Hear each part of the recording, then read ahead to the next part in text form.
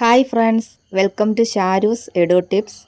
ഇന്ന് നമ്മൾ പഠിക്കാൻ പോകുന്നത് 10th പ്രിലിംസിൻ്റെ സെക്കൻഡ് സ്റ്റേജ് എക്സാമിൻ്റെ സയൻസ് ചോദ്യങ്ങളും അതിൻ്റെ അനുബന്ധ വസ്തുതകളുമാണ് പഠിക്കാൻ പോകുന്നത്.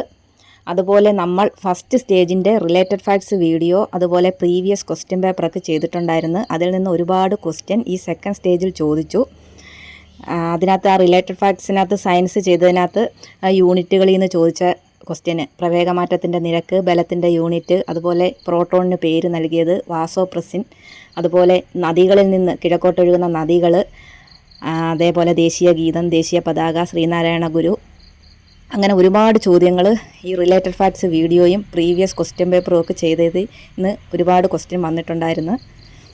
അതുപോലെ ഈ സെക്കൻഡ് സ്റ്റേജിലെ സയൻസ് ചോദ്യങ്ങൾ മൊത്തം SCERT പാഠപുസ്തകത്തിൽ നിന്നാണ് വന്നത്. അതുകൊണ്ട് നല്ലതുപോലെ അത് പഠിച്ചിട്ട് അടുത്ത സ്റ്റേജിൽ എക്സാം എഴുതുക. എല്ലാം SCERT ചോദ്യങ്ങളാണ് വന്നത്. ഞാൻ ഈ ക്വസ്റ്റ്യൻ എല്ലാം അതിൻ്റെ അനുബന്ധ വസ്തുതകളെല്ലാം നോട്ട് എഴുതിയെടുത്ത് SCERT ടെക്സ്റ്റിൽ നിന്ന് നോട്ട് എഴുതിയെടുത്താണ് ഇപ്പോൾ വോയിസ് ഇടുന്നത്. അത് സ്ക്രീനിൽ കാണിക്കാൻ നമുക്ക് ലാപ്ടോപ്പോ കാര്യങ്ങളോ ഒന്നുമില്ല, അതുകൊണ്ട് ക്ഷമിക്കുക. ഞാൻ വോയിസ് പറയുകയാണ്. ക്ലാസ്സിലേക്ക് കടക്കാം. ആദ്യത്തെ ക്വസ്റ്റ്യൻ, പ്രോട്ടോണിന് ആ പേര് നൽകിയ ശാസ്ത്രജ്ഞൻ. പ്രോട്ടോണിന് ആ പേര് നൽകിയ ശാസ്ത്രജ്ഞൻ. Option A Ernest Rutherford, option B Goldstein, option C J.J. Thomson, option D William Crookes. ഇതിൻ്റെ ഉത്തരം ഓപ്ഷൻ എ ഏണസ്റ്റ് റൂദർഫോർഡ് ആണ്. പ്രോട്ടോണിന് ആ പേര് നൽകിയ ശാസ്ത്രജ്ഞൻ ഏണസ്റ്റ് റൂദർഫോർഡ് ആണ്. ഇനി ബാക്കിയുള്ള ഓപ്ഷൻ കൂടി നമുക്ക് നോക്കാം. ഇലക്ട്രോൺ കണ്ടുപിടിച്ചത് ആരാണ്? ഇലക്ട്രോൺ കണ്ടുപിടിച്ചത് J.J. തോംസൺ ആണ്. J.J. തോംസൺ ആണ് ഇലക്ട്രോൺ കണ്ടുപിടിച്ചത്. ന്യൂട്രോൺ കണ്ടുപിടിച്ചത് ജെയിംസ് ചാഡ്വിക് ആണ്. ന്യൂട്രോൺ കണ്ടുപിടിച്ചത് ജെയിംസ് ചാഡ്വിക് ആണ്. അപ്പോൾ പ്രോട്ടോൺ കണ്ടുപിടിച്ചത് ഏണസ്റ്റ് റൂദർഫോർഡ്, ഇലക്ട്രോൺ കണ്ടുപിടിച്ചത് J.J. തോംസൺ, ന്യൂട്രോൺ കണ്ടുപിടിച്ചത് ജെയിംസ് ചാഡ്വിക്. അപ്പോൾ ആറ്റം കണ്ടുപിടിച്ചത് ആരാണ്? ആറ്റം കണ്ടുപിടിച്ചത് ജോൺ ഡാൾട്ടൺ ആണ്. ആറ്റം കണ്ടുപിടിച്ചത് ജോൺ ഡാൾട്ടൺ. ന്യൂക്ലിയസ് കണ്ടുപിടിച്ചത് ഏണസ്റ്റ് റൂദർഫോർഡ്. ന്യൂക്ലിയസ് കണ്ടുപിടിച്ചതും ഏണസ്റ്റ് റൂദർഫോർഡ് ആണ്. അപ്പോൾ പോസിട്രോൺ കണ്ടുപിടിച്ചതോ? പോസിട്രോൺ കണ്ടുപിടിച്ചത് കാൾ ആൻഡേഴ്സൺ ആണ്. പോസിട്രോൺ കണ്ടുപിടിച്ചത്. ആൻറ്റിപ്രോട്ടോൺ കണ്ടുപിടിച്ചത് ചേംബർലൈനും സെഗ്രേ ഇന്നുമാണ്. ആൻറ്റിപ്രോട്ടോൺ കണ്ടുപിടിച്ചത് ചേംബർലൈനും സെഗ്രേ ഇന്നും. ആൻറ്റി ന്യൂട്രോൺ കണ്ടുപിടിച്ചതാണ് ബ്രൂസ് കോർക്ക്. ആൻറ്റി ന്യൂട്രോൺ കണ്ടുപിടിച്ചത് ബ്രൂസ് കോർക്ക്.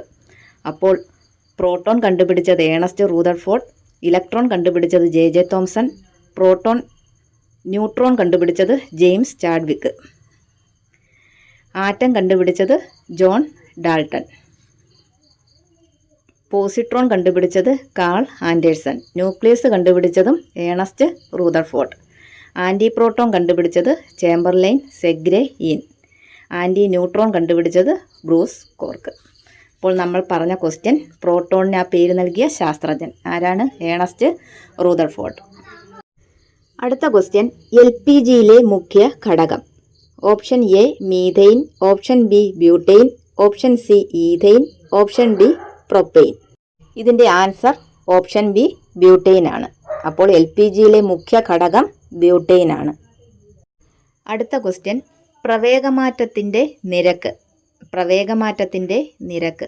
ഓപ്ഷൻ എ വേഗത, ഓപ്ഷൻ ബി ദൂരം, ഓപ്ഷൻ സി സ്ഥാനാന്തരം, ഓപ്ഷൻ ഡി ത്വരണം. ഇതിൻ്റെ ആൻസർ ഓപ്ഷൻ ഡി ത്വരണമാണ്. പ്രവേഗമാറ്റത്തിൻ്റെ നിരക്കാണ് ത്വരണം. അടുത്ത ക്വസ്റ്റ്യൻ, ബലത്തിൻ്റെ യൂണിറ്റ് ഏത്? Option A Pascal, option B newton, option C joule, option D calorie. ഇതിൻ്റെ answer option B newton ആണ്. ബലത്തിൻ്റെ യൂണിറ്റാണ് newton. ഇനി നമുക്ക് പ്രധാന യൂണിറ്റുകൾ നോക്കാം. പ്രവൃത്തിയുടെ യൂണിറ്റ് എന്താണ്? ജൂളാണ് പ്രവൃത്തിയുടെ യൂണിറ്റ്. അപ്പോൾ മർദ്ദത്തിൻ്റെ യൂണിറ്റ് പാസ്കലാണ്. പ്രവൃത്തിയുടെ യൂണിറ്റ് ജൂളാണ്. മർദ്ദത്തിൻ്റെ യൂണിറ്റ് പാസ്കലാണ്. അതുപോലെ ഊർജത്തിൻ്റെ യൂണിറ്റ് അതും ജൂളാണ്. ഊർജത്തിൻ്റെ unit ജൂളാണ്.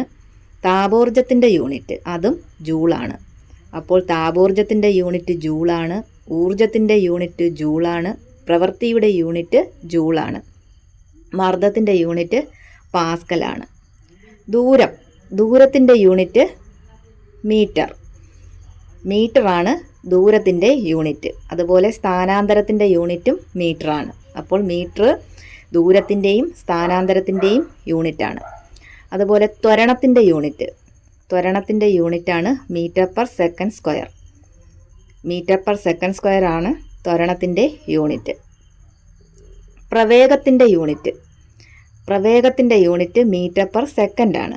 പ്രവേഗത്തിൻ്റെ unit metre per second. അതുപോലെ വേഗതയുടെ യൂണിറ്റും മീറ്റർ പെർ സെക്കൻഡ് ആണ്.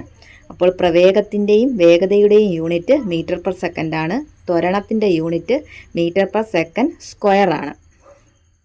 അതുപോലെ പവറിൻ്റെ യൂണിറ്റാണ് വാട്ട്.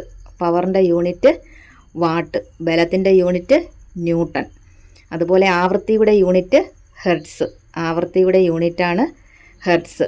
അതുപോലെ ലെൻസിൻ്റെ പവർ അളക്കുന്ന യൂണിറ്റാണ് ഡയോപ്റ്റർ. അതുപോലെ റെസിസ്റ്റൻസിൻ്റെ യൂണിറ്റാണ് ഓം.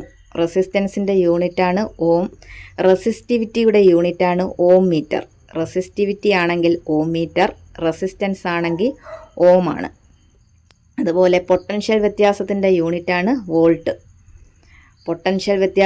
യൂണിറ്റാണ് വോൾട്ട്. അതുപോലെ വൈദ്യുത ചാർജിൻ്റെ യൂണിറ്റാണ് കൂളോം. അപ്പോൾ നമ്മൾ പറഞ്ഞ ക്വസ്റ്റ്യൻ പ്രവേഗമാറ്റത്തിൻ്റെ നിരക്ക്, അത് ഓപ്ഷൻ ഡി ത്വരണമാണ്. ബലത്തിൻ്റെ യൂണിറ്റ് ഓപ്ഷൻ ബി ന്യൂട്ടൺ ആണ്. അടുത്ത ക്വസ്റ്റ്യൻ, ഒരു വസ്തുവിന് അതിൻ്റെ ചലനം കൊണ്ട് ലഭ്യമാകുന്ന ഊർജമാണ് ഓപ്ഷൻ എ സ്ഥിതികോർജം, ഓപ്ഷൻ ബി ഗതികോർജം, ഓപ്ഷൻ സി യാന്ത്രികോർജം, ഓപ്ഷൻ ഡി സ്ഥാനോർജം. ഇതിൻ്റെ ആൻസർ ഓപ്ഷൻ ബി ഗതികോർജമാണ്. ഒരു വസ്തുവിന് അതിൻ്റെ ചലനം കൊണ്ട് ലഭ്യമാകുന്ന ഊർജമാണ് ഗതികോർജം. അപ്പോൾ ഒരു വസ്തുവിന് അതിൻ്റെ സ്ഥാനം കൊണ്ട് ലഭ്യമാകുന്ന ഊർജം ഏതാണ്? സ്ഥിതികോർജമാണ്. ഒരു വസ്തുവിന് അതിൻ്റെ സ്ഥാനം കൊണ്ട് ലഭ്യമാകുന്ന ഊർജമാണ് സ്ഥിതികോർജം. ചലനം കൊണ്ട് ലഭ്യമാകുന്ന ഊർജമാണ് ഗതികോർജം. അപ്പോൾ പറഞ്ഞ ക്വസ്റ്റ്യൻ, ഒരു വസ്തുവിന് അതിൻ്റെ ചലനം കൊണ്ട് ലഭ്യമാകുന്ന ഊർജമാണ് ഗതികോർജം. ഈ ക്വസ്റ്റ്യൻ വന്നിരിക്കുന്നത് 9ാം ക്ലാസ്സിലെ പ്രവൃത്തിയും ഊർജവും എന്ന പാഠത്തിൽ നിന്നാണ് ഈ ക്വസ്റ്റ്യൻ വന്നത്. 9ാം ക്ലാസ്സിലെ പ്രവൃത്തിയും ഊർജവും പാഠങ്ങളൊക്കെ നല്ലതുപോലെ വായിച്ചിട്ട് അടുത്ത പരീക്ഷയ്ക്ക് പോവുക. അതിനു മുമ്പ് ഈ SCRT പാഠങ്ങളെല്ലാം പഠിക്കുക. ഈ ക്വസ്റ്റ്യൻ ബേസ് ചെയ്തുള്ള പാഠങ്ങളെല്ലാം പഠിക്കണം. വീണ്ടും അത് ആവർത്തിക്കാം. അടുത്ത ക്വസ്റ്റ്യൻ, താഴെ തന്നിരിക്കുന്നവയിൽ ഗ്രീൻ എനർജി അല്ലാത്തത് ഏത്? ഓപ്ഷൻ എ സൗരോർജം, ഓപ്ഷൻ ബി കാറ്റിൽ നിന്നുള്ള ഊർജം, ഓപ്ഷൻ സി അറ്റോമിക് റിയാക്ടറുകൾ, option D hydro electric power. ഇതിൻ്റെ ആൻസർ ഓപ്ഷൻ സി അറ്റോമിക് റിയാക്ടറുകളാണ്. ഗ്രീൻ എനർജി അല്ലാത്തത് അറ്റോമിക് റിയാക്ടറുകളാണ്. അപ്പോൾ പുനഃസ്ഥാപിക്കാൻ കഴിയുന്ന ഊർജ സ്രോതസ്സുകളാണ് ഗ്രീൻ എനർജി അല്ലെങ്കിൽ ക്ലീൻ എനർജി, ഹരിതോർജം എന്നൊക്കെ അറിയപ്പെടുന്നത് പുനഃസ്ഥാപിക്കാൻ കഴിയുന്ന ഊർജ സ്രോതസ്സുകളാണ്. ഇതിന് എക്സാമ്പിൾ എന്ന് പറയുന്നത് സൗരോർജം, ബയോഗ്യാസ്, ജലം, ജൈവപിണ്ഡം, ജിയോതെർമൽ എനർജി. ഇതെല്ലാം പുനഃസ്ഥാപിക്കാൻ കഴിയുന്ന ഊർജ സ്രോതസ്സാണ്. എന്ന് വെച്ചാൽ ഗ്രീൻ എനർജിയാണ് ഇതെല്ലാം. സൗരോർജം, ബയോഗ്യാസ്, ജലം, ജൈവപിണ്ഡം, ജിയോതെർമൽ എനർജി ഇതെല്ലാം. അതുപോലെ പുനഃസ്ഥാപിക്കാൻ കഴിയാത്ത ഊർജ സ്രോതസ്സ്, ഇതിനെ ബ്രൗൺ എനർജി എന്ന് പറയുന്നു. ഇതിന് എക്സാമ്പിളാണ് കൽക്കരി, പെട്രോളിയം, പ്രകൃതിവാതകം, ആണവോർജം എല്ലാം ബ്രൗൺ എനർജിക്ക് എക്സാമ്പിളാണ്. അപ്പോൾ പറഞ്ഞ ക്വസ്റ്റ്യൻ, താഴെ പറയുന്നവയിൽ ഗ്രീൻ എനർജി അല്ലാത്തത്. അതിൻ്റെ ഉത്തരം അറ്റോമിക് റിയാക്ടറുകളാണ്. ഈ ക്വസ്റ്റ്യനും വന്നിരിക്കുന്നത് 10ാം ക്ലാസ്സിലെ ഊർജ പരിപാലനം എന്ന പാഠത്തിൽ നിന്നാണ് ഈ ക്വസ്റ്റ്യൻ വന്നിരിക്കുന്നത്. അടുത്ത ക്വസ്റ്റ്യൻ, കടലിൻ്റെ ആഴം അളക്കുന്നതിനുള്ള ഉപകരണം ആണ് സോണാർ. ഇതിൽ ഉപയോഗിച്ചിരിക്കുന്ന തരംഗം ഏതാണ്? Option A ultrasonic, option B infrasonic, option C ഭൂകമ്പ തരംഗം, ഓപ്ഷൻ ഡി സീസ്മിക് തരംഗങ്ങൾ. ഇതിൻ്റെ ആൻസർ ഓപ്ഷൻ എ അൾട്രാസോണിക് ആണ്. കടലിൻ്റെ ആഴം അളക്കുന്നതിനുള്ള ഉപകരണമാണ് സോണാർ. ഇതിൽ ഉപയോഗിച്ചിരിക്കുന്ന തരംഗമാണ് അൾട്രാസോണിക്. ഇപ്പോൾ നമുക്ക് സോണാറിനെ കുറിച്ച് നോക്കാം. ശബ്ദ പരീക്ഷണങ്ങൾക്ക് ഉപയോഗിക്കുന്ന ഉപകരണമാണ് സോണാർ. ശബ്ദ പരീക്ഷണങ്ങൾക്ക് ഉപയോഗിക്കുന്ന ഒരു ഉപകരണമാണ് സോണാർ. ഈ സോണാറിൻ്റെ പൂർണ്ണ രൂപം എന്താണ്? Sound navigation and ranging. സോണാറിൻ്റെ പൂർണ്ണ രൂപമാണ് സൗണ്ട് നാവിഗേഷൻ ആൻഡ് റേഞ്ചിങ്. അപ്പോൾ ശബ്ദ പരീക്ഷണങ്ങൾക്ക് ഉപയോഗിക്കുന്ന ഉപകരണമാണ് സോണാർ. സോണാറിൻ്റെ പൂർണ്ണ രൂപമാണ് സൗണ്ട് നാവിഗേഷൻ ആൻഡ് റേഞ്ചിങ്. അതുപോലെ കടലിൽ മത്സ്യക്കൂട്ടങ്ങളുടെ സ്ഥാനം അറിയാൻ സോണാർ ഉപയോഗിക്കുന്നു. കടലിൽ മത്സ്യക്കൂട്ടങ്ങളുടെ സ്ഥാനം അറിയാൻ സോണാർ ഉപയോഗിക്കുന്നു. അതുപോലെ സോണാറിൽ ഉപയോഗപ്പെടുത്തിയിരിക്കുന്ന ശബ്ദ സവിശേഷതയാണ് എക്കോ ലൊക്കേഷൻ. സോണാറിൽ ഉപയോഗപ്പെടുത്തിയിരിക്കുന്ന ശബ്ദ സവിശേഷതയാണ് എക്കോ ലൊക്കേഷൻ. അതുപോലെ അൾട്രാസോണിക് തരംഗങ്ങൾ ഉപയോഗിച്ച് ജലത്തിനടിയിലുള്ള വസ്തുവിലേക്കുള്ള അകലം, അവയുടെ ദിശ, വേഗം എന്നിവയൊക്കെ കണ്ടെത്താൻ ഉപയോഗിക്കുന്ന ഉപകരണമാണ് സോണാർ. അൾട്രാസോണിക് തരംഗങ്ങൾ ഉപയോഗിച്ച് ജലത്തിനടിയിലുള്ള വസ്തുവിലേക്കുള്ള അകലം, അവയുടെ ദിശ, വേഗം എന്നിവയൊക്കെ കണ്ടെത്തുന്നതിന് ഉപയോഗിക്കുന്ന ഉപകരണമാണ് സോണാർ. അടുത്തത് ഇൻഫ്രാസോണിക്. 20 ഹെർട്സിൽ താഴെയുള്ള ശബ്ദമാണ് ഇൻഫ്രാസോണിക്. 20 ഹെർട്സിൽ താഴെയുള്ള ശബ്ദമാണ് ഇൻഫ്രാസോണിക്. അപ്പോൾ അൾട്രാസോണിക്കോ? 20,000 ഹെർട്സിൽ കൂടുതലുള്ള ശബ്ദത്തെയാണ് അൾട്രാസോണിക് ശബ്ദം. 20 ഹെർട്സിൽ താഴെയുള്ള ശബ്ദം ഇൻഫ്രാസോണിക്. 20,000 ഹെർട്സിൽ കൂടുതലുള്ള ശബ്ദം അൾട്രാസോണിക്. സാധാരണ ശബ്ദത്തിൻ്റെ പകുതി വേഗതയെ സബ്സോണിക് എന്ന് പറയും. സാധാരണ ശബ്ദത്തിൻ്റെ പകുതി വേഗതയെ സബ്സോണിക് എന്നും ശബ്ദത്തിൻ്റെ 2 ഇരട്ടി വേഗതയെ സൂപ്പർസോണിക് എന്നും ശബ്ദത്തിൻ്റെ 5 ഇരട്ടി വേഗതയെ ഹൈപ്പർസോണിക് എന്നും വിളിക്കുന്നു. അപ്പോൾ സാധാരണ ശബ്ദത്തിൻ്റെ പകുതി വേഗതയെ സബ്സോണിക് എന്നും ശബ്ദത്തിൻ്റെ 2 ഇരട്ടി വേഗതയെ സൂപ്പർസോണിക് എന്നും ശബ്ദത്തിൻ്റെ 5 ഇരട്ടി വേഗതയെ ഹൈപ്പർസോണിക് എന്നും വിളിക്കുന്നു. അപ്പോൾ ശബ്ദ പരീക്ഷണങ്ങൾക്ക് ഉപയോഗിക്കുന്ന ഉപകരണമാണ് സോണാർ. സോണാറിൻ്റെ പൂർണ്ണ രൂപമാണ് സൗണ്ട് നാവിഗേഷൻ ആൻഡ് റേഞ്ചിങ്. അതുപോലെ കടലിൽ മത്സ്യക്കൂട്ടങ്ങളുടെയൊക്കെ സ്ഥാനം അറിയാൻ ഉപയോഗിക്കുന്നത് സോണാറാണ്. സോണാറിൽ ഉപയോഗപ്പെടുത്തിയിരിക്കുന്ന ശബ്ദ സവിശേഷതയാണ് എക്കോ ലൊക്കേഷൻ. അതുപോലെ 20,000 ഹെർട്സിൽ കൂടുതലുള്ള ശബ്ദം അറിയപ്പെടുന്നത് അൾട്രാസോണിക്കും 20 ഹെർട്സിൽ താഴെയുള്ള ശബ്ദം ഇൻഫ്രാസോണിക്കും. അടുത്തത് സീസ്മിക് തരംഗങ്ങൾ. എന്താണ് ഈ സീസ്മിക് തരംഗങ്ങൾ? ഭൂകമ്പം, വൻസ്ഫോടനങ്ങൾ, അഗ്നിപർവ്വത സ്ഫോടനം എന്നിവയുടെയൊക്കെ ഫലമായി ഭൂപാളിയിലൂടെ സഞ്ചരിക്കുന്ന തരംഗങ്ങളാണ് സീസ്മിക് തരംഗങ്ങൾ. എന്താണ് സീസ്മിക് തരംഗങ്ങൾ? ഭൂകമ്പം, വൻസ്ഫോടനങ്ങൾ, അഗ്നിപർവ്വത സ്ഫോടനം എന്നിവയുടെ ഫലമായി ഭൂപാളികളിലൂടെ സഞ്ചരിക്കുന്ന തരംഗങ്ങളാണ് സീസ്മിക് തരംഗങ്ങൾ. ഈ സീസ്മിക് തരംഗങ്ങളെക്കുറിച്ചുള്ള പഠനമാണ് സീസ്മോളജി. അപ്പോൾ നമ്മൾ പറഞ്ഞത് കടലിൻ്റെ ആഴം അളക്കുന്നതിനുള്ള ഉപകരണമാണ് സോണാർ. ഇതിൽ ഉപയോഗിച്ചിരിക്കുന്ന തരംഗം ഏതാണ്? അൾട്രാസോണിക്കാണ് ഇതിൽ ഉപയോഗിച്ചിരിക്കുന്ന തരംഗം. അടുത്ത ക്വസ്റ്റ്യൻ രോഗങ്ങളുമായി ബന്ധപ്പെട്ട ക്വസ്റ്റ്യനാണ്. രോഗങ്ങളുമായി ബന്ധപ്പെട്ട് തന്നിരിക്കുന്ന പ്രസ്താവനകളിൽ നിന്നും ശരിയും തെറ്റും കണ്ടെത്താനാണ് ചോദിച്ചേക്കുന്നത്. 1. എയ്ഡ്സ്, നിപ്പ എന്നിവയ്ക്ക് കാരണം വൈറസ് ആണ്. അത് ശരിയാണ്. ക്ഷയം, എലിപ്പനി എന്നിവ ബാക്ടീരിയ രോഗങ്ങളാണ്. അതും ശരിയാണ്. അടുത്തത് ഡിഫ്തീരിയ, മലമ്പനി എന്നിവ വൈറസ് രോഗങ്ങളാണ്. തെറ്റാണ്. അടുത്തത് ഡെങ്കിപ്പനി, ചിക്കൻ ഗുനിയ എന്നിവയ്ക്ക് കാരണം ബാക്ടീരിയയാണ്. അതും തെറ്റാണ്. ഡെങ്കിപ്പനി, ചിക്കൻ ഗുനിയ എന്നിവയ്ക്ക് കാരണം വൈറസാണ്. വൈറസ് രോഗങ്ങളാണ് ഡെങ്കിപ്പനി, ചിക്കൻ ഗുനിയ. അതുപോലെ മലമ്പനിക്ക് കാരണം മലമ്പനി അല്ലെങ്കിൽ മലേറിയ, ഇതിന് കാരണം എന്താണ്? പ്രോട്ടോസോവയാണ്. അപ്പോൾ ഇതിൻ്റെ ആൻസർ ഓപ്ഷൻ എ.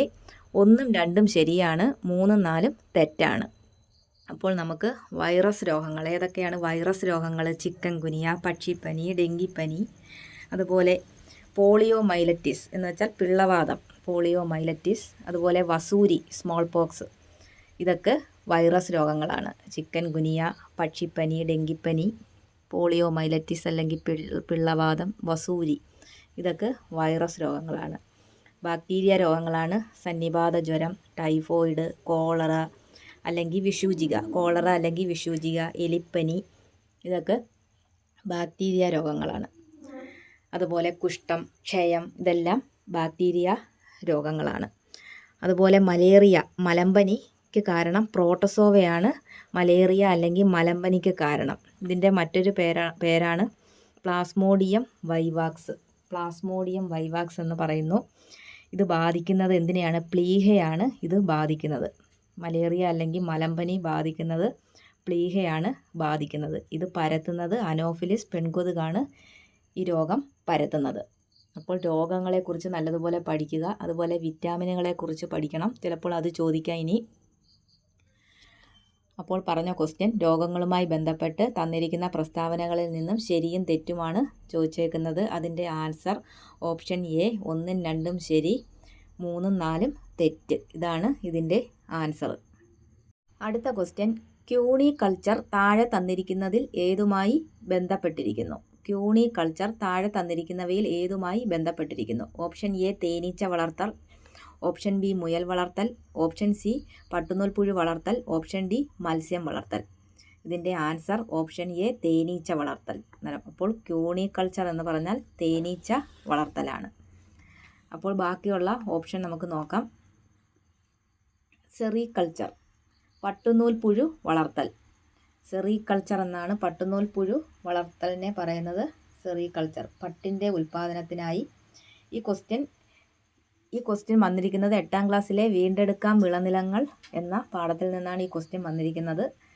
ആ ടെക്സ്റ്റിൽ പറഞ്ഞിരിക്കുന്ന ബാക്കി പോയിന്റുകളാണ് സെറികൾച്ചർ. പട്ടിൻ്റെ ഉൽപ്പാദനത്തിനായി പട്ടുനൂൽപ്പുഴുക്കളെ വളർത്തുന്നതിനെയാണ് സെറികൾച്ചർ എന്ന് പറയുന്നത്. എന്താണ് സെറികൾച്ചർ? പട്ടിൻ്റെ ഉൽപ്പാദനത്തിനായി പട്ടുനൂൽപ്പുഴുക്കളെ വളർത്തുന്നതിനെയാണ് സെറികൾച്ചർ എന്ന് പറയുന്നത്. പട്ടുനൂൽ ശലഭ ലാർവയുടെ പ്രത്യേക ഗ്രന്ഥികളിൽ നിന്നാണ് പട്ടുനൂൽ ഉണ്ടാക്കുന്നത്.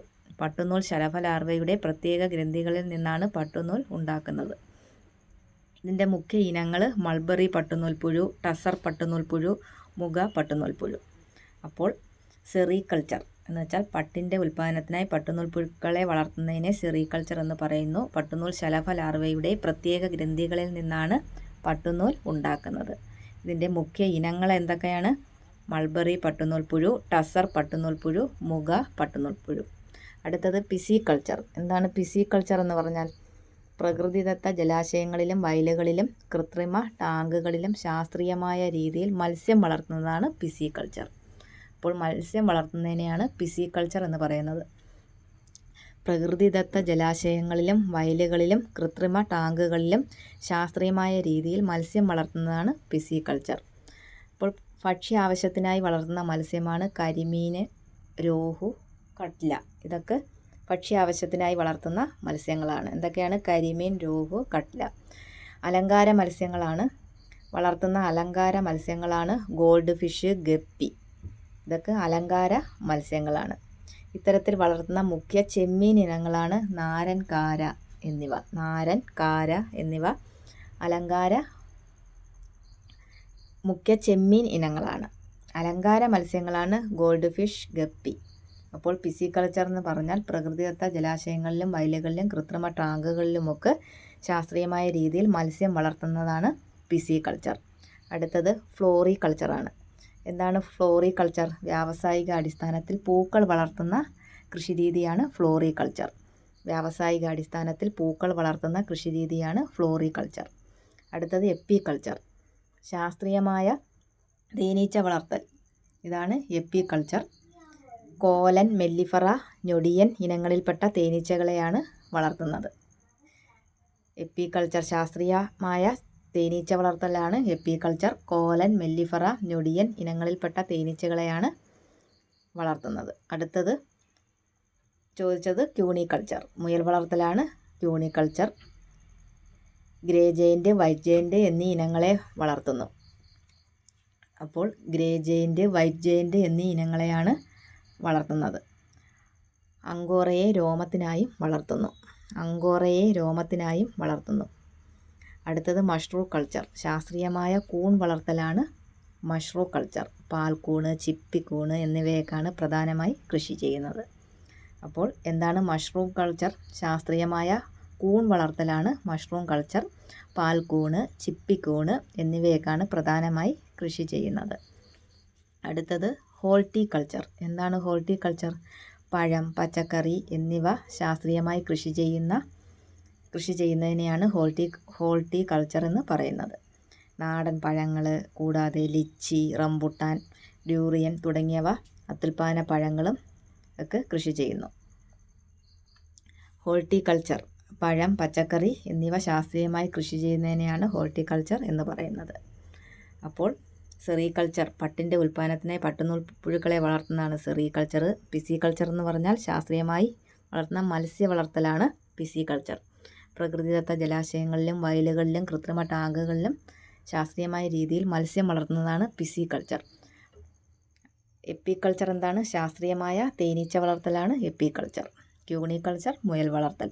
മഷ്റൂം കൾച്ചർ ശാസ്ത്രീയമായ കൂൺ വളർത്തലാണ് മഷ്റൂം കൾച്ചർ. ഹോർട്ടിക്കൾച്ചർ എന്ന് പറഞ്ഞാൽ പഴം, പച്ചക്കറി എന്നിവ ശാസ്ത്രീയമായി കൃഷി ചെയ്യുന്നതാണ് ഹോർട്ടിക്കൾച്ചർ. അപ്പോൾ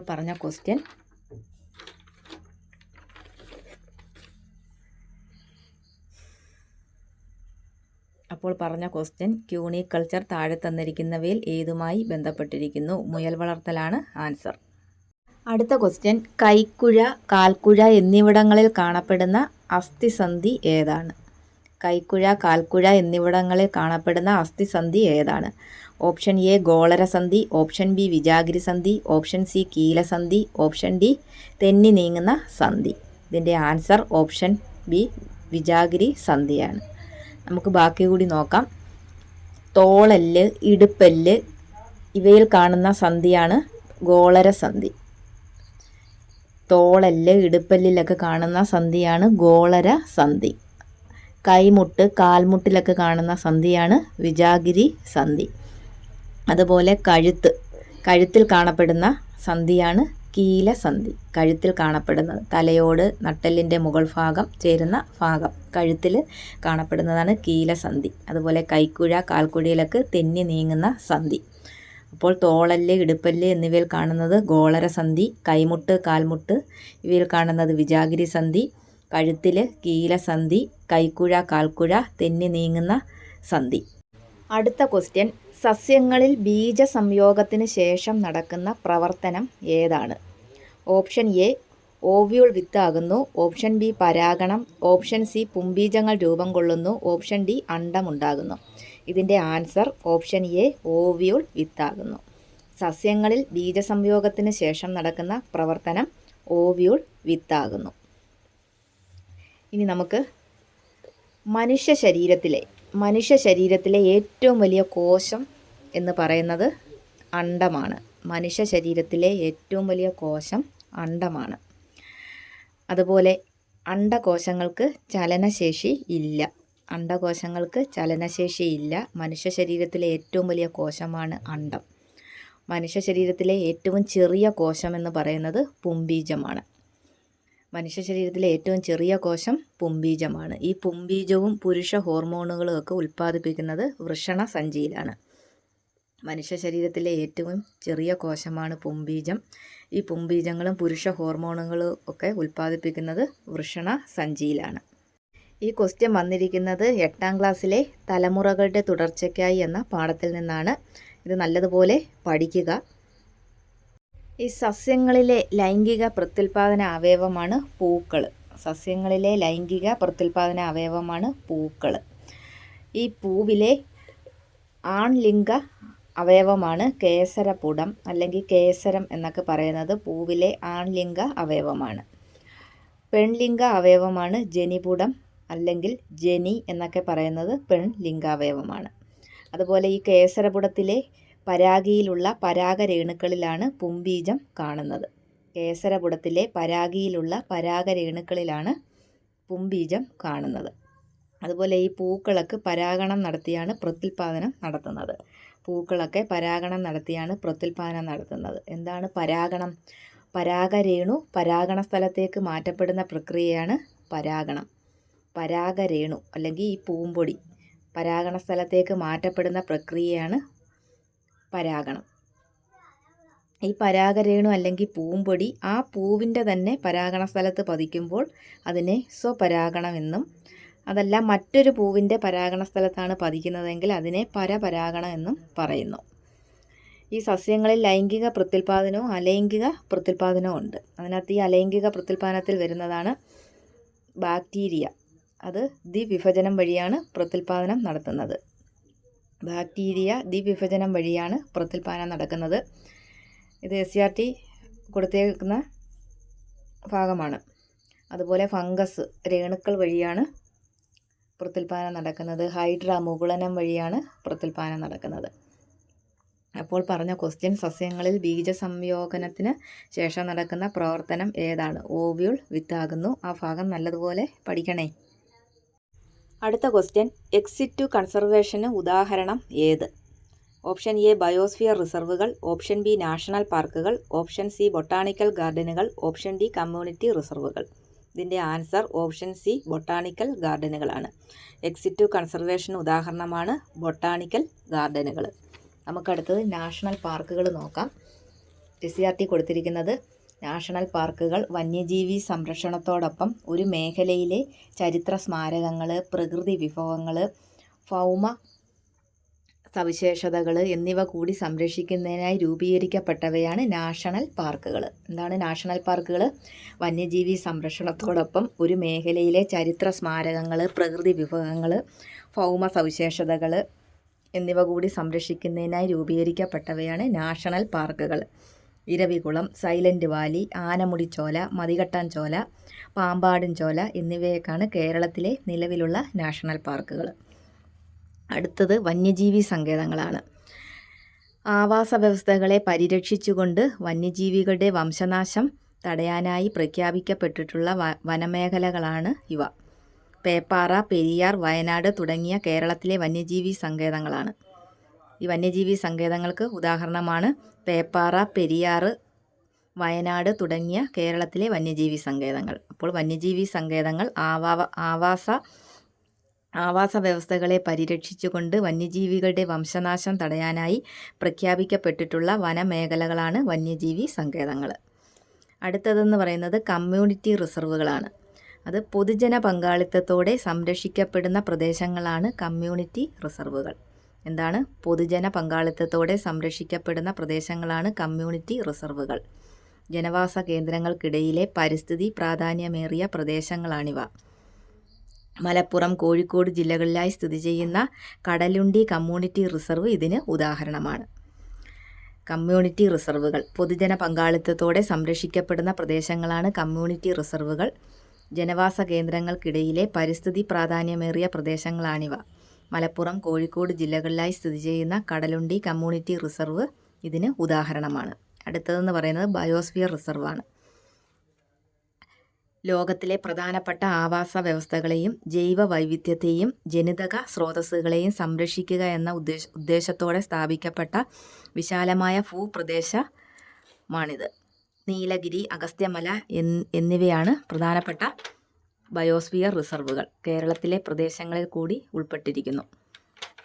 അപ്പോൾ ബയോസ്ഫിയർ റിസർവുകൾ ലോകത്തിലെ പ്രധാനപ്പെട്ട ആവാസ വ്യവസ്ഥകളെയും ജൈവ വൈവിധ്യത്തെയും ജനിതക സ്രോതസ്സുകളെയും സംരക്ഷിക്കുക എന്ന ഉദ്ദേശത്തോടെ സ്ഥാപിക്കപ്പെട്ട വിശാലമായ ഭൂപ്രദേശങ്ങളാണിവ. നീലഗിരി, അഗസ്ത്യമല എന്നിവയാണ് പ്രധാനപ്പെട്ട ബയോസ്ഫിയർ. അടുത്തതെന്ന് പറയുന്നത് കാവുകളാണ്. മനുഷ്യവാസ പ്രദേശങ്ങളിൽ സംരക്ഷിക്കപ്പെട്ടു വരുന്ന വിസ്തൃതി കുറഞ്ഞ ജൈവവൈവിധ്യ മേഖലയാണ് കാവുകൾ. എന്താണ് കാവുകൾ? മനുഷ്യവാസ പ്രദേശങ്ങളിൽ സംരക്ഷിക്കപ്പെട്ടു വരുന്ന വിസ്തൃതി കുറഞ്ഞ ജൈവവൈവിധ്യ മേഖലയാണ് കാവുകൾ. അടുത്തത് ബൊട്ടാണിക്കൽ ഗാർഡനുകൾ. വൈവിധ്യമാർന്ന സ്പീഷീസുകളിൽപ്പെട്ട അപൂർവവും പ്രധാനപ്പെട്ടതുമായ സസ്യങ്ങളെ സംരക്ഷിക്കുന്ന വിശാലമായ ഗവേഷണ കേന്ദ്രങ്ങളാണിവ. എന്താണ് ബൊട്ടാണിക്കൽ ഗാർഡൻ എന്ന് പറഞ്ഞാൽ? വൈവിധ്യമാർന്ന സ്പീഷീസുകളിൽപ്പെട്ട അപൂർവവും പ്രധാനപ്പെട്ടതുമായ സസ്യങ്ങളെ സംരക്ഷിക്കുന്ന വിശാലമായ ഗവേഷണ കേന്ദ്രങ്ങളാണ് botanical garden. Thiruvananthapuram Palode Jawaharlal Nehru tropical botanical garden and research institute, Kozhikode ഒളവണ്ണയിലെ മലബാർ ബൊട്ടാണിക്കൽ ഗാർഡനൊക്കെ എക്സാമ്പിളാണ്. അപ്പോൾ ബൊട്ടാണിക്കൽ ഗാർഡൻ ഉദാഹരണമാണ് തിരുവനന്തപുരം പാലോട് തിരുവനന്തപുരത്തെ Palode Jawaharlal Nehru tropical botanical garden and research institute, Kozhikode ഒളവണ്ണയിലെ മലബാർ ബൊട്ടാണിക്കൽ ഗാർഡനൊക്കെ എക്സാമ്പിളാണ്. അടുത്തത് SCRT കൊടുത്തിരിക്കുന്നത് ജീൻ ബാങ്കുകൾ.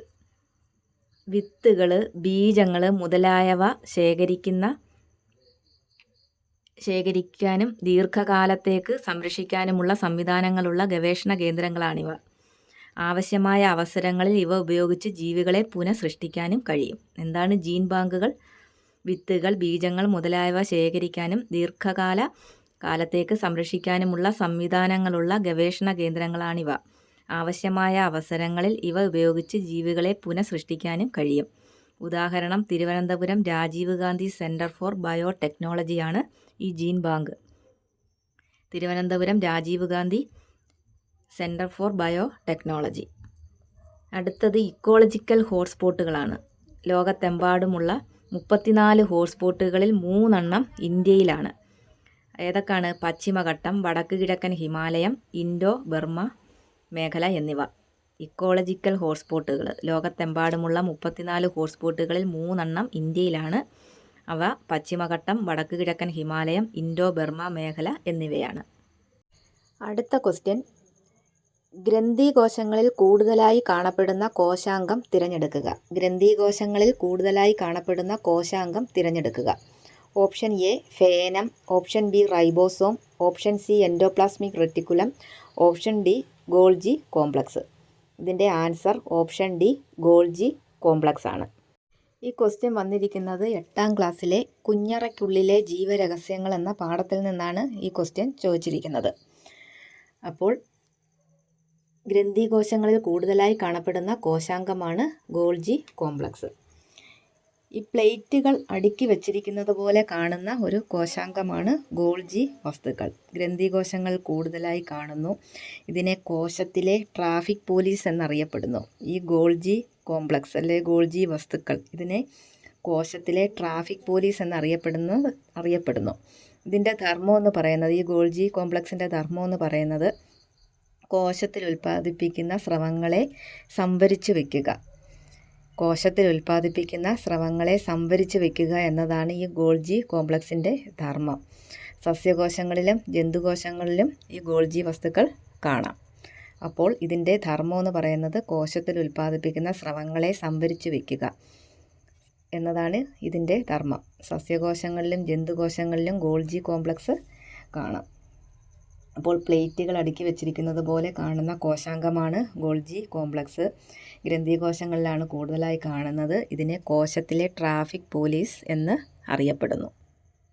അടുത്തത് ഓപ്ഷൻ ഇ എൻഡോപ്ലാസ്മിക് റെറ്റിക്കുലം കൊടുത്തിട്ടുണ്ട്. എൻഡോപ്ലാസ്മിക് റെറ്റിക്കുലം അഥവാ അന്തർദ്രവ്യ ജാലിക എന്നാണ് അറിയപ്പെടുന്നത്. എൻഡോപ്ലാസ്മിക് റെറ്റിക്കുലം അല്ലെങ്കിൽ അന്തർദ്രവ്യ ജാലിക. മിക്ക കോശങ്ങളിലും പ്ലാസ്മ സ്തരത്തെയും മർമ്മസ്തരത്തെയും ബന്ധിപ്പിച്ചുകൊണ്ട് ജാലിക പോലെ കിടക്കുന്ന കോശാംഗമാണ് എൻഡോപ്ലാസ്മിക് റെറ്റിക്കുലം. എന്താണ്? മിക്ക കോശങ്ങളിലും പ്ലാസ്മ സ്തരത്തെയും മർമ്മസ്തരത്തെയും ബന്ധിപ്പിച്ചുകൊണ്ട് ജാലിക പോലെ കിടക്കുന്ന കോശാംഗമാണ് എൻഡോപ്ലാസ്മിക് റെറ്റിക്കുലം അല്ലെങ്കിൽ അന്തർദ്രവ്യ ജാലിക. ഈ അന്തർദ്രവ്യ ജാലികയാണ് ഒരു കോശത്തിന് നിശ്ചിത ആകൃതിയും ബലവും കൊടുക്കുന്നത്. അപ്പോൾ ഇതിൻ്റെ ധർമ്മം എന്ന് പറയുന്നത് ഒരു കോശത്തിന് നിശ്ചിത ആകൃതിയും ബലവും കൊടുക്കുക എന്നതാണ് ഈ എൻഡോപ്ലാസ്മിക് റെറ്റിക്കുലത്തിൻ്റെ ധർമ്മം. അതുകൊണ്ട് ഇതിനെ മറ്റൊരു പേരിൽ അറിയപ്പെടുന്നു, കോശ അസ്ഥികൂടം എന്ന് അറിയപ്പെടുന്നു. അപ്പോൾ ഈ എൻഡോപ്ലാസ്മിക് റെറ്റിക്കുലത്തിനെ കോശ അസ്ഥികൂടം എന്നറിയപ്പെടുന്നത് എന്തുകൊണ്ടാണ്? ഒരു കോശത്തിന് നിശ്ചിത ആകൃതിയും ബലവും കൊടുക്കുന്നത് കൊണ്ടാണ് എൻഡോപ്ലാസ്മിക് റെറ്റിക്കുലം അല്ലെങ്കിൽ അന്തർദ്രവ്യ ജാലിക ഇതിനെ കോശ അസ്ഥികൂടം എന്ന് അറിയപ്പെടുന്നത്. ഓപ്ഷനിൽ റൈബോസോമുകൾ കൊടുത്തിട്ടുണ്ട്. എന്താണ് റൈബോസോമുകൾ? അന്തർദ്രവ്യ ജാലികയുടെ മടക്കുകളിലാണ് റൈബോസോം കാണുന്നത്. ഈ എൻഡോപ്ലാസ്മിക് റെറ്റിക്കുലത്തിൻ്റെ മടക്കുകളിലാണ് റൈബോസോമുകൾ കാണുന്നത്. ഇതിലടങ്ങിയിരിക്കുന്ന ആസിഡ് എന്ന് പറയുന്നത് RNA ആണ്. റൈബോ ന്യൂക്ലിക് ആസിഡാണ് ഇതിൽ അടങ്ങിയിരിക്കുന്നത്. ഈ റൈബോസോമുകൾ അടങ്ങിയിരിക്കുന്നത് റൈബോ ന്യൂക്ലിക് ആസിഡാണ്. അതുകൊണ്ടാണ് റൈബോസോമുകൾ എന്ന പേര് ഇതിന് വന്നത്. എന്താണ് റൈബോസോമുകൾ? എൻഡോപ്ലാസ്മിക് റെറ്റിക്കുലത്തിൻ്റെ മടക്കുകളിലാണ് റൈബോസോമുകൾ കാണുന്നത്. ഇതിലടങ്ങിയിരിക്കുന്ന ആസിഡ് RNA ആണ്, റൈബോ ന്യൂക്ലിക് ആസിഡാണ്. അതുകൊണ്ടാണ് റൈബോസോമുകൾ എന്ന പേര് വന്നത്. ഈ റൈബോസോമിൻ്റെ ധർമ്മം എന്ന് പറയുന്നത് മാംസ്യ സംശ്ലേഷണമാണ്. അമിനോ അമ്ലങ്ങളെ കൂട്ടിച്ചേർത്ത് മാംസ്യ സംശ്ലേഷണം നടത്തുകയാണ് ഇതിൻ്റെ ധർമ്മം. അടുത്തത് ഫേനം. ഈ ഫേനം എന്ന് പറഞ്ഞാൽ ജന്തുകോശങ്ങളിലും സസ്യകോശങ്ങളിലും ഇത് കാണാൻ സാധിക്കും. ഈ ഫേനങ്ങൾ ജന്തുകോശങ്ങളിലും സസ്യകോശങ്ങളിലും കാണാൻ സാധിക്കും. കൂടുതലായി സസ്യകോശങ്ങളിലാണ് ഇത് കാണുന്നത്. ഇതെന്ന് പറയുന്ന കോശരസം അല്ലെങ്കിൽ ഫേനരസം നിറഞ്ഞിരിക്കുന്ന ഒരു കോശാംഗമാണ് ഫേനങ്ങൾ, വാക്യൂൾസ് എന്ന് പറയുന്നത്. ജന്തുകോശത്തിലെ ഏറ്റവും വലിയ കോശാംഗം എന്ന് പറയുന്നത് മർമ്മമാണ്. ജന്തുകോശത്തിലെ ഏറ്റവും വലിയ കോശാംഗം ഏതാണ്? മർമ്മം. സസ്യകോശത്തിലെ ഏറ്റവും വലിയ കോശാംഗം എന്ന് പറയുന്നത് ഫേനങ്ങളാണ്. അപ്പോൾ ജന്തുകോശത്തിലെ ഏറ്റവും വലിയ കോശാംഗം മർമ്മവും സസ്യകോശത്തിലെ ഏറ്റവും വലിയ കോശാംഗം ഫേനങ്ങളുമാണ്. ഒരു കോശത്തിലെ ഏറ്റവും ചെറിയ കോശാംഗമാണ് റൈബോസോം. എന്താണ്? ഒരു കോശത്തിലെ ഏറ്റവും ചെറിയ കോശാംഗമാണ് റൈബോസോം. ഇപ്പോൾ നമ്മൾ പറഞ്ഞ ക്വസ്റ്റ്യൻ, ഗ്രന്ഥികോശങ്ങൾ കൂടുതലായി കാണപ്പെടുന്ന കോശാംഗമാണ് ഗോൾജി കോംപ്ലക്സ്. അടുത്ത ക്വസ്റ്റ്യൻ, താഴെ തന്നിരിക്കുന്നവയിൽ രക്തത്തിൽ കാണുന്ന പ്രോട്ടീൻ കണ്ടെത്തുക. Option A creatinine, option B globulin, option C suberin, option D lignin. ഇതിൻ്റെ ആൻസർ ഓപ്ഷൻ ബി ഗ്ലോബുലിൻ ആണ്, രക്തത്തിൽ കാണുന്ന പ്രോട്ടീൻ. രക്തത്തിൽ കാണുന്ന മറ്റു പ്രോട്ടീനുകളാണ് ആൽബുമിൻ, ഗ്ലോബുലിൻ, ഫൈബ്രിനോജൻ. ഏതൊക്കെയാണ്? രക്തത്തിൽ കാണുന്ന പ്രോട്ടീനുകളാണ് ആൽബുമിൻ, ഗ്ലോബുലിൻ, ഫൈബ്രിനോജൻ. അടുത്ത ക്വസ്റ്റ്യൻ, തന്നിരിക്കുന്നവയിൽ മാംസ്യത്തിൻ്റെ ദഹനവുമായി ബന്ധമില്ലാത്തത് തിരഞ്ഞെടുക്കുക. Option A protease, option B lipase, option C pepsin, option D trypsin. ഇതിൻ്റെ ആൻസർ ഓപ്ഷൻ ബി ലിപ്പേസ് ആണ്. തന്നിരിക്കുന്നവയിൽ മാംസ്യത്തിൻ്റെ ദഹനവുമായി ബന്ധമില്ലാത്തത് ലിപ്പേസ് ആണ്. ഈ ട്രിപ്സിൻ എന്ന് പറയുന്നത് പ്രോട്ടീനുകളെ ഭാഗികമായി ദഹിപ്പിക്കുന്നതാണ് ട്രിപ്സിന്. പ്രോട്ടീനുകളെ ഭാഗികമായി ദഹിപ്പിക്കുന്നതാണ് ട്രിപ്സിൻ. അന്നജത്തെ ഭാഗികമായി ദഹിപ്പിക്കുന്നതാണ് പാൻക്രിയാറ്റിക് അമിലേസ്. അന്നജത്തെ ഭാഗികമായി ദഹിപ്പിക്കുന്നതാണ് പാൻക്രിയാറ്റിക് അമിലേസ്. ലിപ്പേസ് കൊഴുപ്പിനെ പൂർണ്ണമായി ദഹിപ്പിച്ച് ഫാറ്റി ആസിഡും ഗ്ലിസറോളുമായി മാറ്റുന്നു. കൊഴുപ്പിനെ ഫാറ്റി ആസിഡും ഗ്ലിസറോളുമായി മാറ്റുന്നത് ലിപ്പേസ് ആണ്. അതുപോലെ പെപ്സിൻ, ആമാശയരസത്തിലെ ഘടകമാണ് പെപ്സിൻ. പ്രോട്ടീനെ ഭാഗികമായി പെപ്റ്റോണുകളാക്കുന്നത് പെപ്സിനാണ്. അതുപോലെ അന്നജത്തെ മാൾട്ടോസാക്കി മാറ്റുന്നത് പാൻക്രിയാറ്റിക് അമിലേസ് ആണ്. അന്നജത്തെ മാൾട്ടോസാക്കി മാറ്റുന്നത് പാൻക്രിയാറ്റിക് അമിലേസ് ആണ്. അതുപോലെ പ്രോട്ടീനെ പെപ്റ്റൈഡ് ആക്കുന്നത് ട്രിപ്സിനാണ്. കൊഴുപ്പിനെ ഫാറ്റി ആസിഡും ഗ്ലിസറോളുമാക്കി മാറ്റുന്നത് പാൻക്രിയാറ്റിക് ലിപ്പേസ് ആണ്. അപ്പോൾ നമ്മൾ പറഞ്ഞത് തന്നിരിക്കുന്നവയിൽ മാംസ്യത്തിൻ്റെ ദഹനവുമായി ബന്ധമില്ലാത്തത് ലിപ്പേസ് ആണ്. അടുത്ത ക്വസ്റ്റ്യൻ, തന്നിരിക്കുന്നവയിൽ നിന്ന് തെറ്റായ പ്രസ്താവന കണ്ടെത്തുക. വൃക്കയിൽ ജലത്തിൻ്റെ പുനരാകിരണത്തിലൂടെ വാസോപ്രസിൻ ശരീരത്തിലെ ജലത്തിൻ്റെ അളവ് ക്രമീകരിക്കുന്നു. അടുത്തത്, വേനൽക്കാലത്ത് വാസോപ്രസിൻ്റെ അളവ് കുറവായിരിക്കും. മഴക്കാലത്തും തണുപ്പ് കാലത്തും വാസോപ്രസിൻ്റെ ഉൽപ്പാദനം കുറവായിരിക്കും. വാസോപ്രസിൻ്റെ ഉൽപ്പാദനം കുറയുന്നത് മൂലം വൃക്കയിൽ ജലത്തിൻ്റെ പുനരാകിരണം കുറയും. ഇതിൻ്റെ ആൻസർ വേനൽക്കാലത്ത് വാസോപ്രസിൻ്റെ അളവ് കുറവായിരിക്കും എന്നതാണ് തെറ്റായ പ്രസ്താവന. വേനൽക്കാലത്ത് വാസോപ്രസിൻ്റെ അളവ് കൂടുതലായിരിക്കും. അപ്പോൾ പറഞ്ഞ ക്വസ്റ്റ്യൻ, തന്നിരിക്കുന്നവയിൽ നിന്ന് തെറ്റായ പ്രസ്താവന കണ്ടെത്തുക. അതിൻ്റെ ആൻസർ ഓപ്ഷൻ ബി വേനൽക്കാലത്ത് വാസോപ്രസിൻ്റെ അളവ് കുറവായിരിക്കും എന്നതാണ് ഇതിൻ്റെ ആൻസർ. തെറ്റായ പ്രസ്താവന. വേനൽക്കാലത്ത് വാസോപ്രസിൻ്റെ അളവ് കൂടുതലായിരിക്കും. അടുത്ത ക്വസ്റ്റ്യൻ, സിനാപ്സ്. ഇതുമായി ബന്ധപ്പെട്ട ശരിയായ പ്രസ്താവനകളാണ് ചോദിച്ചേക്കുന്നത്. 1, 2 നെഫ്രോണുകൾക്കിടയിൽ കാണുന്നു. പേശീകോശത്തിനും ന്യൂറോണിനുമിടയിൽ കാണുന്നു. 2 ന്യൂറോണുകൾക്കിടയിൽ കാണുന്നു. 2 പേശീകോശങ്ങൾക്കിടയിൽ കാണുന്നു. ഇതിൻ്റെ ആൻസർ 2ഉം 3ഉമാണ് ശരി. പേശീകോശത്തിനും ന്യൂറോണിനും ഇടയിൽ കാണുന്നു. 2 ന്യൂറോണുകൾക്കിടയിൽ കാണുന്നു. ഇതാണ് ഇതിൻ്റെ ശരി. സിനാപ്സ് എന്ന് പറയുന്നത് 2 നാഡീകോശങ്ങൾ തമ്മിലോ നാഡീകോശവും പേശീകോശവുമായോ നാഡീകോശവും ഗ്രന്ഥികോശവുമായോ ബന്ധപ്പെട്ട് കിടക്കുന്ന ഭാഗമാണ് സിനാപ്സ്. ഈ ക്വസ്റ്റ്യൻ വന്നിരിക്കുന്നത് 10ാം ക്ലാസ്സിലെ അറിയാനും പ്രതികരിക്കാനും എന്ന ചാപ്റ്ററിൽ നിന്നാണ് ഈ ക്വസ്റ്റ്യൻ വന്നിരിക്കുന്നത്. ആ ഭാഗം നല്ലതുപോലെ പഠിക്കുക, ആ പാഠം നല്ലതുപോലെ വായിച്ച് മനസ്സിലാക്കുക. ഈ സിനാപ്സിൻ്റെ ധർമ്മം എന്താണ്? ആവേഗങ്ങളുടെ വേഗത, ദിശ എന്നിവ ക്രമീകരിക്കുക എന്നതാണ് സിനാപ്സിൻ്റെ ധർമ്മം. സിനാപ്സിൻ്റെ ധർമ്മം ആവേഗങ്ങളുടെ വേഗത, ദിശ എന്നിവ ക്രമീകരിക്കുക. അടുത്ത ക്വസ്റ്റ്യൻ, ഇലക്ട്രോ നെഗറ്റിവിറ്റി ഏറ്റവും കൂടിയ മൂലകം ഏത്? Option A chlorine, option B bromine, option C fluorine, option D iodine. ഇതിൻ്റെ ആൻസർ ഓപ്ഷൻ സി ഫ്ലൂറിനാണ്. ഇലക്ട്രോ നെഗറ്റിവിറ്റി ഏറ്റവും കൂടിയ മൂലകം ഫ്ലൂറിനാണ്. അടുത്ത ക്വസ്റ്റ്യൻ, സ്ഥിരകാന്തങ്ങൾ നിർമ്മിക്കാൻ ഉപയോഗിക്കുന്ന അലോയ് സ്റ്റീൽ ഏതാണ്? Option A nichrome, option B alnico, option C stainless steel, option D വെങ്കലം. ഇതിൻ്റെ ആൻസർ അൾനിക്കോ.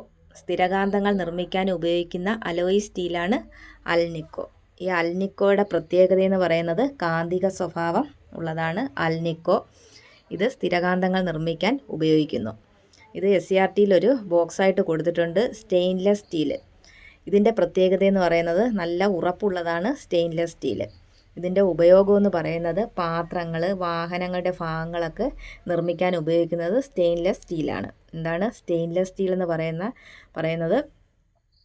അതിൻ്റെ പ്രത്യേകത എന്ന് പറയുന്നത് നല്ല ഉറപ്പുള്ളതാണ്. ഇതിൻ്റെ ഉപയോഗം എന്ന് പറയുന്നത് പാത്രങ്ങൾ, വാഹനങ്ങളുടെ ഭാഗങ്ങളൊക്കെ ഇവ കൊണ്ടാണ് നിർമ്മിക്കുന്നത്. അടുത്തത് നിക്രോമിൻ്റെ പ്രത്യേകത എന്ന് പറയുന്നത് ഉയർന്ന പ്രതിരോധമുള്ളതാണ് നിക്രോം. നിക്രോമിൻ്റെ ഉപയോഗം എന്ന് പറയുന്നത് ഹീറ്റിംഗ് ഓയിലുകൾ നിർമ്മിക്കുന്നതിന് ഉപയോഗിക്കുന്നത് നിക്രോമാണ്. അപ്പോൾ നമ്മൾ പറഞ്ഞ ക്വസ്റ്റ്യൻ, സ്ഥിരകാന്തങ്ങൾ നിർമ്മിക്കാൻ ഉപയോഗിക്കുന്ന അലോയ് സ്റ്റീലാണ് അൾനിക്കോ.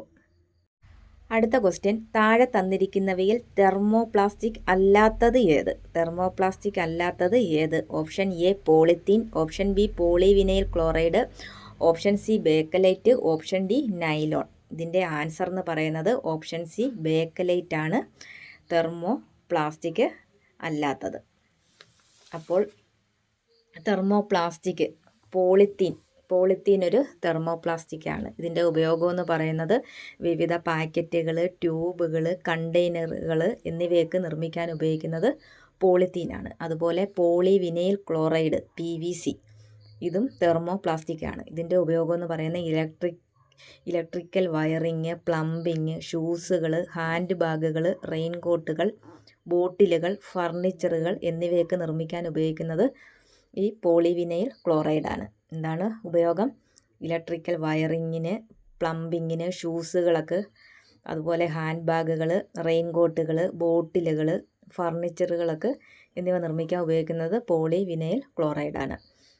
അടുത്തതാണ് തെർമോസെറ്റിംഗ് പ്ലാസ്റ്റിക്. ഇതിന് ഉദാഹരണമാണ് ബേക്കലൈറ്റ്. അതുപോലെ പ്ലഗുകൾ, സ്വിച്ചുകൾ, ബട്ടണുകൾ, വൈദ്യുതോപകരണങ്ങളുടെയും പാചകപാത്രങ്ങളുടെയൊക്കെ കൈപ്പിടികൾ മുതലായവ നിർമ്മിക്കാൻ ഉപയോഗിക്കുന്നതാണ് ബേക്കലൈറ്റ്. തെർമോസെറ്റിംഗ് പ്ലാസ്റ്റിക് ആണ്. അതുപോലെ മെലാമിൻ, ഫോർമാൽഡിഹൈഡ്, റെസിൻ ഇതൊക്കെ പൊട്ടാത്ത പ്ലാസ്റ്റിക് പാത്രങ്ങൾ നിർമ്മിക്കുന്നതിന് ഉപയോഗിക്കുന്നു. അപ്പോൾ തെർമോപ്ലാസ്റ്റിക്കും തെർമോസെറ്റിംഗ് പ്ലാസ്റ്റിക്കും നല്ലതുപോലെ പഠിക്കുക. നമ്മൾ സയൻസ് ചോദ്യങ്ങളും അതിൻ്റെ അനുബന്ധ വസ്തുതകളുമാണ് പറഞ്ഞത്. ക്ലാസ് ഇഷ്ടപ്പെട്ടെന്ന് കരുതുന്നു. Thank you.